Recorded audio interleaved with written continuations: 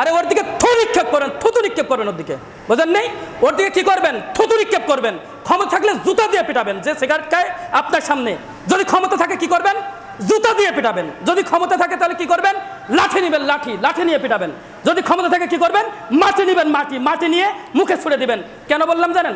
আল্লাহ রাসূল সাল্লাল্লাহু আলাইহি সাল্লামের সময়, হাদিসটি আবু হুরায়রা রাদিয়াল্লাহু তাআলা আনহু বর্ণনা করছেন, তিনি বলছেন রাসূল কারীম সাল্লাল্লাহু আলাইহি সাল্লামের সময় যখন মদের, এই যারা মদ খায়, যারা নিষিদ্ধদ্রব্য জিনিস পান করে, এই আসামি যখন আসতো তখন তাদেরকে হাত দিয়ে মারা হতো। তখন তাদেরকে কাপড় ভাঁজ করে গুটিয়ে, শক্ত হয় না, ওটা দিয়ে মারা হতো। ওই খেজুরের ডাল দিয়ে মারা হতো, জুতা দিয়ে মারা হতো। কি দিয়ে মারা হতো? জুতা দিয়ে মারা হতো। আর কি করা হতো? আল্লাহ রাসূল সাল্লাল্লাহু আলাইহি সাল্লাম স্বয়ং মাটি নিয়ে ওর মুখে এইভাবে করে নিক্ষেপ করতেন। যারা কি খায়? মদ খায়, নিষিদ্ধদ্রব্য জিনিস খায়। আজকে নিষিদ্ধদ্রব্য জিনিস খায় ওরা কিছু মনেই করে না। আজকে যারা নিষিদ্ধদ্রব্য জিনিস খায় এরা কিছু মনেই করে না। ওই যে মদ খায় যারা, সরাসরি যে মদ, যেটা পানীয়, যেই মদটা, মদ, ফেনসিডিল, হেরোইন, এগুলো যারা খায়, এগুলো কোথায় গিয়ে খায়? বাগানে, ঝোপে ঝাড়ে, বিল্ডিংয়ের ভিতরে গিয়ে খায়। আর এরা কি করে? এই হারামদাদারা, এত খারাপেরা, এরা সরাসরি সমস্ত মুসলমানের সামনে খায় যে দেখ আমিও খাই তুইও খা, আমিও খাই তুইও খা। এদের মতন মানে বেহায়া, লজ্জাহীন মানুষ, নির্লজ্জ মানুষ আর নেই। কিন্তু আজকে দেখেন হরহামেশা চলছে, কেউ কিছু মনেই করে না, কেউ কিছু মনে করে না, খাচ্ছে আর একজন দেখছে। আসেন, যারা যেভাবেই সহযোগিতা করে, এই মদ্যপানের যেভাবেই সহযোগিতা করে, সবাই সমান পাপে অপরাধী। দেখেন কয়েকটা হাদিস আপনাদেরকে বলি, সময় তো আবার শেষ হয়ে গেছে, তাহলে হাদিস বলবো কখন? রাসূলুল্লাহ সাল্লাল্লাহু আলাইহি সাল্লাম বলছেন যে, আবু হুরায়রা রাদিয়াল্লাহু তাআলা আনহু এই হাদিসটি বর্ণনা করেছেন। তিনি বলেন যে রাসূল সাল্লাল্লাহু আলাইহি সাল্লাম বলেন, যে ব্যক্তি মদ পান করতে করতে মারা যায়, যে ব্যক্তি কি পান করতে করতে? মদ বা নিষিদ্ধদ্রব্য জিনিস। এক কথায় মদ বললেই বুঝবেন নিষিদ্ধদ্রব্য জিনিস, ওকে?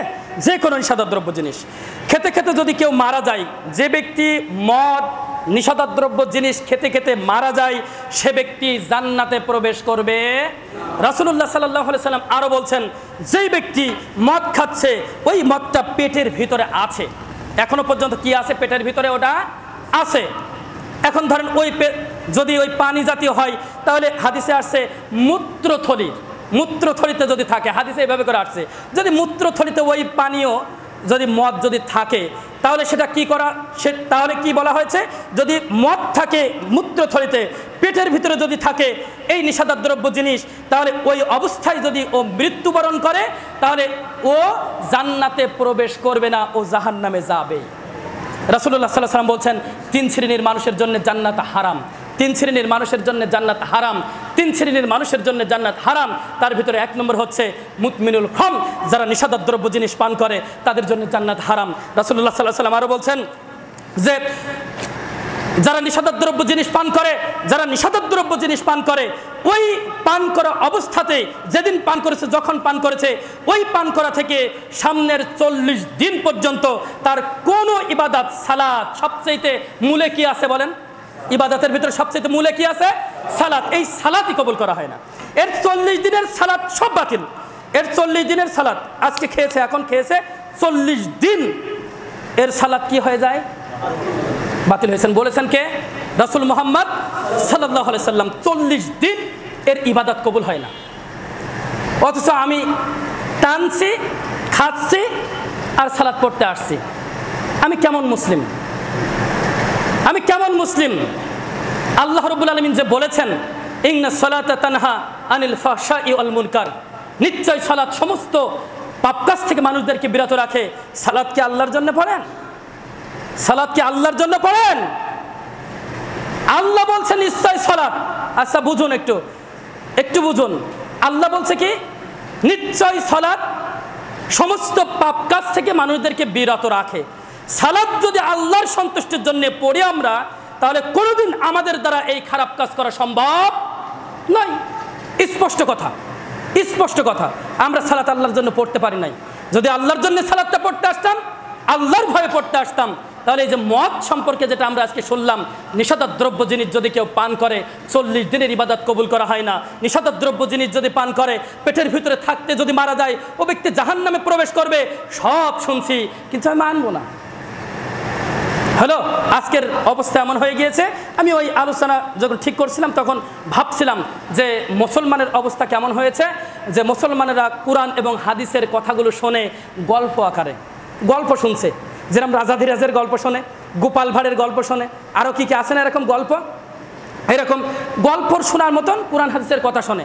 এইবারটা শোনে আর ওইবারটা চলে যায়, ওর দরকার নেই, ওর মানার দরকার নেই। এরকম অবস্থা হয়ে গেছে। প্রিয় উপস্থিতি, ন যদি মুসলিম হন তাহলে অবশ্যই আপনাকে কি করতে হবে? অবশ্যই আপনি আজকে শুনেছেন, এখন শুনেছেন আপনি মুসলিম। সবাই বলেন তো, আমরা সবাই মুসলিম ইনশাল্লাহ। আমরা সবাই, না না ইনশাল্লাহ না, আলহামদুলিল্লাহ আমরা সকলেই কি মুসলিম। এবার আসেন, মুসলমানকে বলেছিলাম ওয়াসামিনা ওয়া আতানা, ওয়াসামিনা ওয়া আতানা, যে ব্যক্তি শুনল এবং সাথে সাথে মেনে নিল ওই তো মুসলিম। যে ব্যক্তি শোনার পরেও সে কি করলো? মানে না, ওর মতো নিজের মন মতো চলে। তাহলে ওই যে বলেছিলাম মন মতো চলে যে জাহান্নামে, মন মতো চলে যে জাহান্নামে যাবে সে। সুতরাং এখন শুনেছেন, এই মুহূর্ত থেকে আপনাকে এই নিষিদ্ধদ্রব্য জিনিস ত্যাগ করতে হবে। যদি ত্যাগ করে তওবা করে যদি চলে যেতে পারেন, সালাফগণ বলছেন, রাসূল সাল্লাল্লাহু আলাইহি সাল্লাম থেকে শুরু করে আর যত সালাফ আছে সব সালাফগণ একমত যে এখন শুনেছেন, শোনার সাথে সাথে তওবা করে ফিরে এসেছেন, ওটা বাদ দিয়েছেন, তাহলে সব আগের গুনাহ সব মাফ করে দিয়ে আপনি এখন মৃত্যুবরণ করবেন, আপনি জান্নাতে প্রবেশ করবেন। সুবহানাল্লাহ। কিন্তু ওই অবস্থায় আপনি মৃত্যুবরণ করেন, আপনার সাথে আমার দেখা হবে, আপনার সাথে আমার দেখা হবে ইনশাআল্লাহ।